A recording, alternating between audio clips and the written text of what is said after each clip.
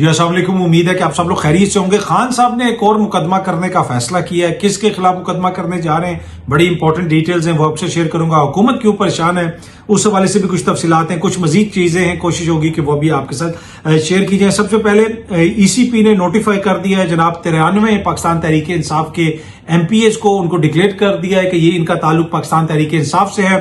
पहले कहा गया कि तहरीक इंसाफ तो कोई जमात ही नहीं है, उन्होंने इलेक्शन नहीं करवाए, उनसे बल्ले का निशान ले लिया गया। लेकिन अब सुप्रीम कोर्ट के फैसले के बाद 93 जो एमपीएस हैं मुख्तलिफ असेंबलियों के अंदर, उनके notification election commission of Pakistan ने जारी कर दिए कि इनका ताल्लुक पाकिस्तान तहरीक इंसाफ से है।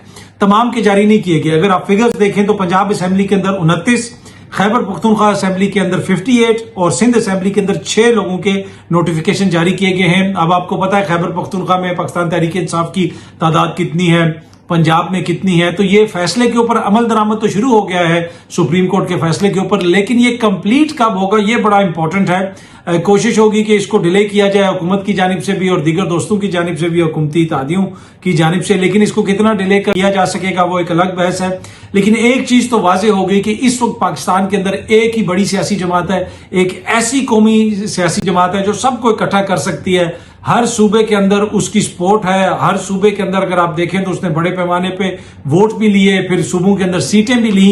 तो पाकिस्तान तहरीक इंसाफ दीगर तमाम सियासी जमातों से बिल्कुल मुख्तलिफ है और अवामी जो उसकी सपोर्ट है। और ये किस तरह उन्होंने सीटें ली, ये सारी सीटें उन्होंने उस हालत में ली जब उनके पास इंतखाबी निशान भी नहीं था। सिर्फ लाहौर के अंदर 32 इंतखाबी निशान थे मुख्तलिफ, लेकिन उसके बावजूद इतना वोट उनको पड़ा। अच्छा जी, हुकूमत बड़ी परेशान है। आईपीपीस का मामला आप देख रहे होंगे कि बार बार उसके ऊपर बहस हो रही है, बातचीत हो रही है कि जी आईपीपीस का ये करना है, मुआहदे नजरसानी करना है, ये करना है, वो करना है, लेकिन ये कुछ होता हुआ मुझे नजर नहीं आ रहा। असल में लगता इस तरह है कि ये आईपीपीस का मामला उछाल के सारी चीजों के ऊपर बातचीत करके अवाम का गुस्सा ठंडा करने की कोशिश तो हो सकती है, लेकिन अगर आप हुकूमती शख्सियात से बात करें तो वो कहते हैं कि मुआहदे ऐसे हैं कि उनके ऊपर तो नजरसानी हो ही नहीं सकती।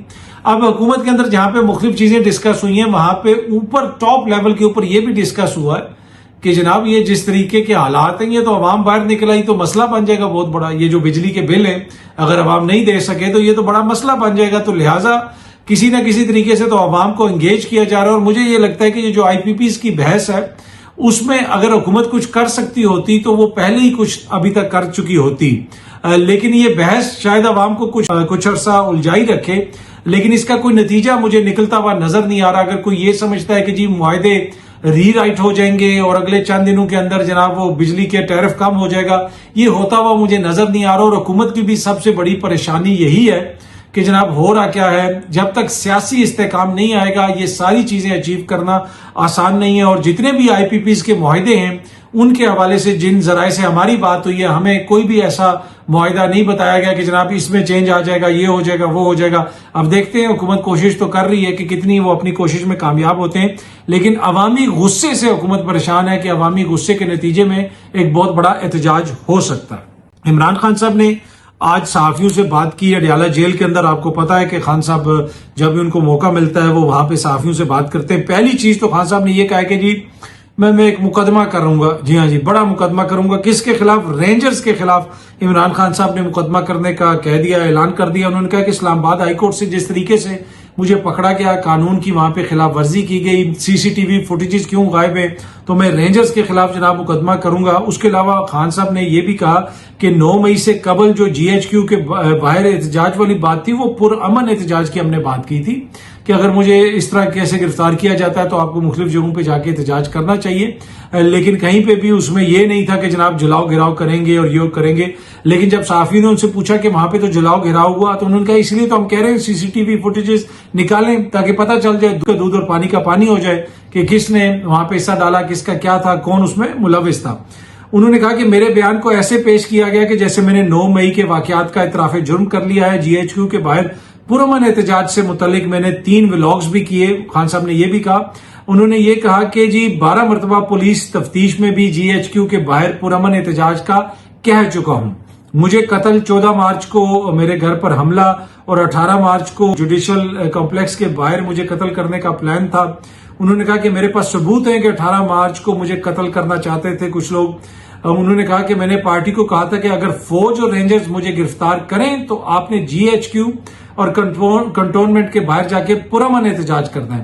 اچھا خان صاحب نے آگے کہا کہ جی CCTV فوٹیجز اس لیے سامنے نہیں لا رہے کیونکہ ہمارے لوگ CCTV فوٹیج میں موجود نہیں. CCTV فوٹیجز میں ہماری بے گناہی ثابت ہوتی ہے. CCTV اس لیے سامنے نہیں لائے گئے کیونکہ اس میں کسی اور کے چہرے ہیں. خان صاحب نے کہا کہ میں رینجرز کے خلاف کیس کر رہا ہوں. کس طرح سابق وزیر اعظم کو ہائی کورٹ کے احاطہ سے اغوا کیا گیا, کس نے رینجرز کو آرڈر کیا تھا کہ مجھے گرفتار کریں, اور کس نے پارٹی چیئرمین کو ڈنڈے مارنے کا کہا تھا. حکومت نے سوشل میڈیا پر کریک ڈاؤن کا آغاز کر دیا ہے. 75 سالہ کینسر جو سروائیور ہیں رؤف حسن صاحب کو بھی حکومت نے گرفتار کر لیا ہے. خان صاحب نے کہا کہ جی سوشل میڈیا کے معاملے پہ وہ لوگ تفتیش کریں گے یا تحقیق کریں گے جو خود NRO لے کے اس وقت حکومت میں بیٹھے ہوئے ہیں, جن کی کوشش ہے کہ فوج اور PTI میں تصادم ہو اور وہی اس معاملے کی تفتیش کریں گے. تفتیش کے لیے جوڈیشل کمیشن بنایا جائے. حکومت کو PTI کا خوف ہے, وہ چاہتے ہیں کہ PTI اور فوج جو ہے ان کی آپس میں لڑائی ہو جائے اور فوج کے ذریعے وہ PTI کو ختم کروانا چاہتے ہیں. حکومتی جو شخصیات ہیں, حکومتی جو جماعتیں ہیں, وہ فوج کے ذریعے PTI کو ختم کروانا چاہتے ہیں. انہوں نے یہ بھی کہا کہ حالیہ بجٹ کے بعد حکومت کی ساکھ ختم ہو چکی ہے. سوشل میڈیا پر جمہوری اور پبلک کی آواز ہوتی ہے. خدا کا واسطہ ہے عوام کی آواز کو ڈیجیٹل دہشت گردی سے نہ جوڑیں. خان صاحب نے یہ بھی کہا کہ جناب تنقید کا بھی ایک طریقہ کار ہوتا ہے, ایک طریقے سے تنقید ہونی چاہیے, ہر کسی پہ تنقید ہونی چاہیے. انہوں نے کہا کہ اگر ادارے فارم 47 کی حکومت کے ساتھ کھڑے رہیں گے تو ان کی اپنی ساکھ متاثر ہوگی. خان صاحب نے کہا کہ ہماری پارٹی کو الیکشن نہیں لڑنے دیا گیا اور اس میں یقیناً اسٹیبلشمنٹ کا کردار بھی تھا, دیگر اداروں کا کردار بھی تھا. اس کے اوپر بھی انہوں نے بات کی. انہوں نے کہا کہ ہم نے مذاکرات پہلے بھی کیے تھے لیکن اس کا کوئی نتیجہ نہیں نکلا. جماعت اسلامی نے مہنگائی اور بجلی کے بلوں کے خلاف دھرنا دے کر زبردست کام کیا ہے. اسلام آباد میں ہمیں جلسے کی اجازت نہیں ملی, ہمارے کارکنان کو گرفتار کیا جاتا ہے. انہوں نے یہ کہا کہ جی اب ہم یہ سوابی میں جلسہ کریں گے اور خیبر پختونخوا میں ایک بڑا عوامی اجتماع کریں گے اور ایک میسج دیں گے کہ عوام ہمارے ساتھ ہے. اور پنجاب اور خیبر پختونخوا کے بارڈر کے اوپر یہ اجتماع ہوگا, وہاں پہ بڑا جلسہ ہوگا. جس طرح کل بھی ہم نے آپ سے شیئر کیا تھا کہ غالباً شبر زیدی صاحب بھی کہہ رہے ہیں کہ جی KPK کی حکومت کیوں نہیں بڑا جلسہ کر رہی. تو اب عمران خان صاحب نے بھی ان کو کہا ہے کہ آپ خیبر پختونخوا میں پنجاب اور خیبر پختونخوا کے بارڈر کے اوپر ایک بڑا جلسہ کریں, ایک میسو پبلک گیدرنگ ہو تاکہ پوری دنیا کو پیغام جائے کہ کس کی سپورٹ ہے اور کس کے ساتھ سپورٹ ہے. تو یہ اب تک کی تھوڑی سی ڈیٹیلز تھیں. بہت جلدی آپ سے دوبارہ ملاقات ہوگی. Thank you very much.